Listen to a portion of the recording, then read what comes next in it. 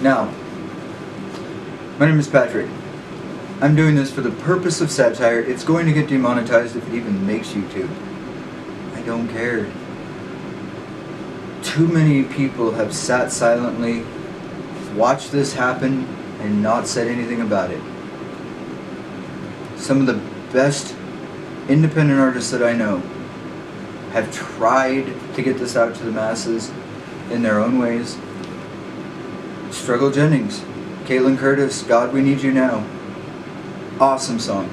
Adam Calhoun, Ryan Upchurch, Tom McDonald, Mises. There is not enough to be said for the gentlemen and women that are willing to put themselves in a position of possible contempt, hatred, banning, to let you know, to let us know, all of us know, that the only reason we are the 99% is because the 1% knows that if they don't divide and conquer, if they don't separate, if they don't segregate, guess what? If we all come together, if all 99% of us come together, I don't have black friends, I don't have white friends, Mexican friends, I have friends. Start there. Make that distinction that you have friends. That will remove any color identifier right off the jump. Try it. The more that we work together as the 99%, we will be able to let the 1% know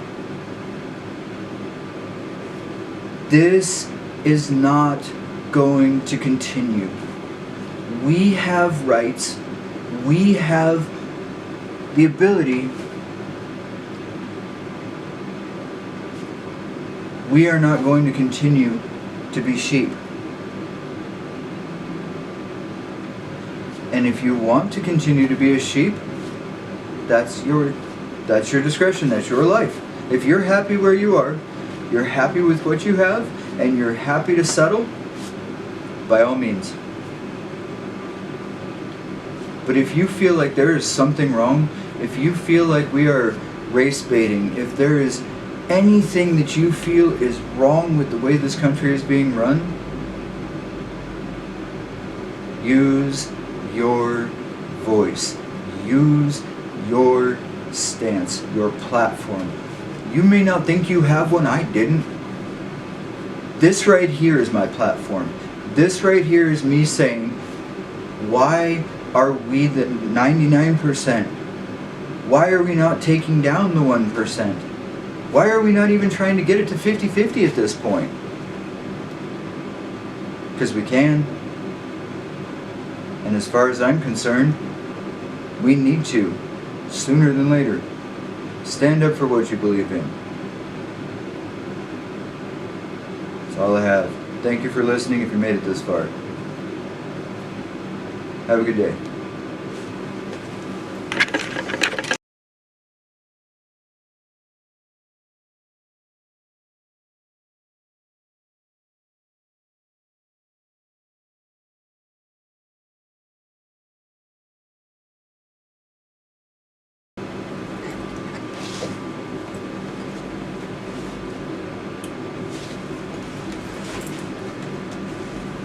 Good morning, America.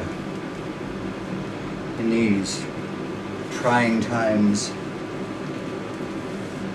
we have a beacon of light because it's Easter. Our president, who has set so many precedents to this point, creative voting, being the second man in history to have to deal with Hillary's fingernails. I mean, we know it wasn't Bernie doing the talking because it isn't kosher for him. So, you know, when Hillary was, getting those claws up in, never mind. My point is, Mr. President, You have set a lot of firsts and been recognized for some as a matter of course. There is one, however, that you have not been given nearly enough credit for. As a man whose name is on the Declaration of Independence, I would like to take this moment to congratulate you on this beautiful Easter day for being the first president to be able to hide his own Easter eggs.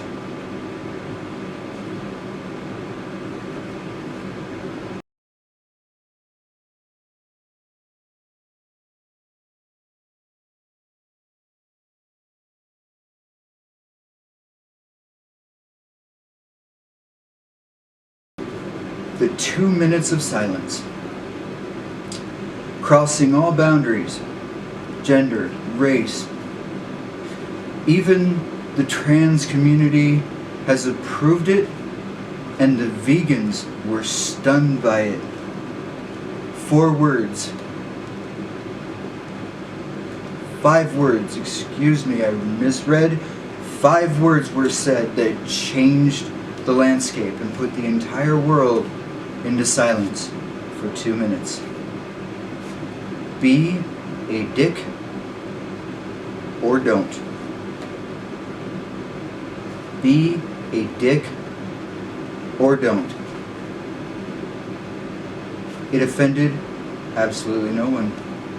The only reason that the silence was broken is because a rabbi in Jerusalem went, "Holy Shiite!" And that cemented my point entirely. Thank you.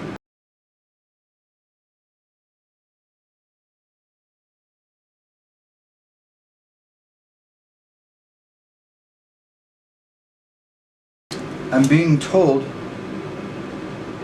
that because of the sensitivity of the following topics, and because it is considered to be more politically correct to have a woman,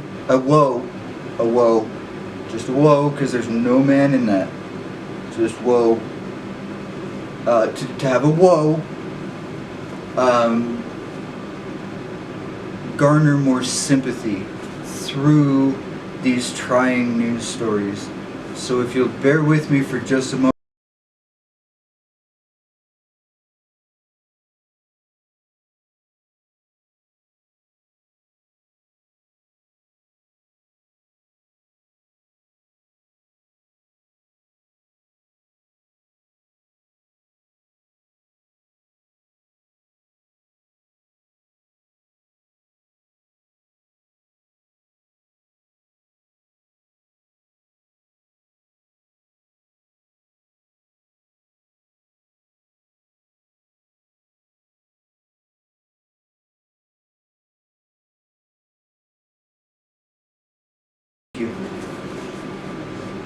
On today's news, an anonymous source has revealed that Kids in Cages was canceled for more than just the orange man leaving.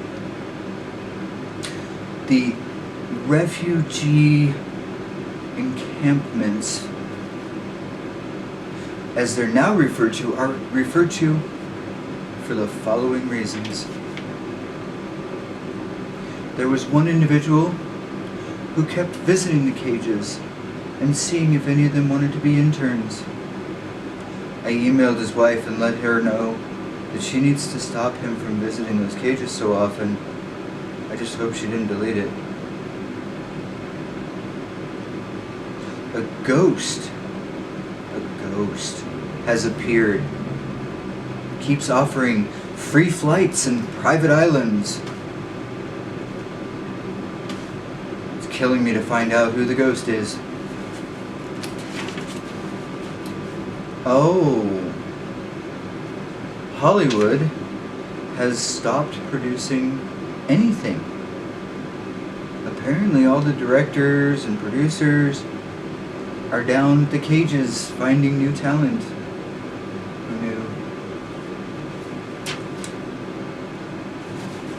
This one troubles me deeply to report, but it's my duty as a journalist, so I will. It seems the confession rates have skyrocketed. Unfortunately, so has the infighting to hear those confessions.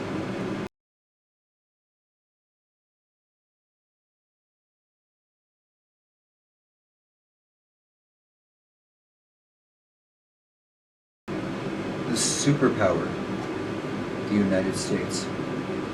The atomic bomb dropping, no crap taking United States has now become a laughingstock. We have been reduced to the size of our nuclear missile. And it turns out the Asians have a bigger one.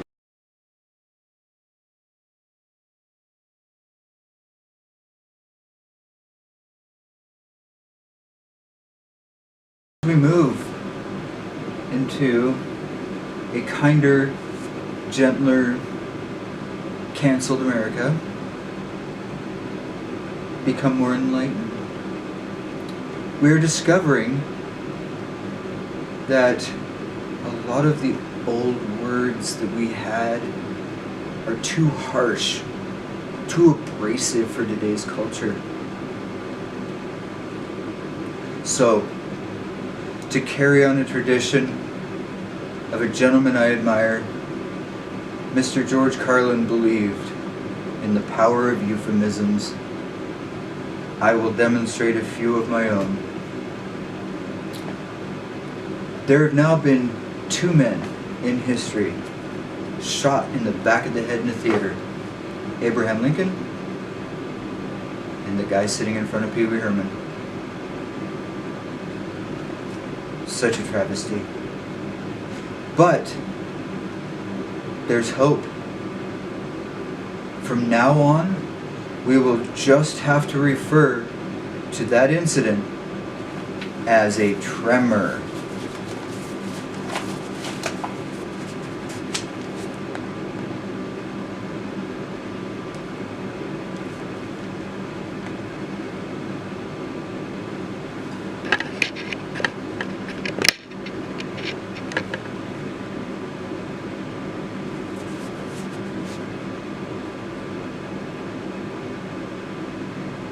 Tremor.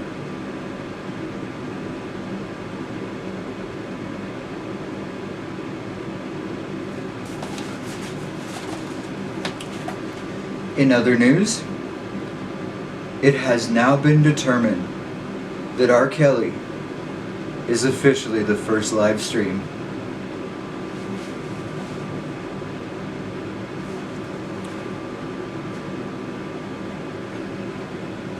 Another very important euphemism to replace the disgusting P word, we should now refer to them as youthful indiscretionists, because after all, it was a minor mistake.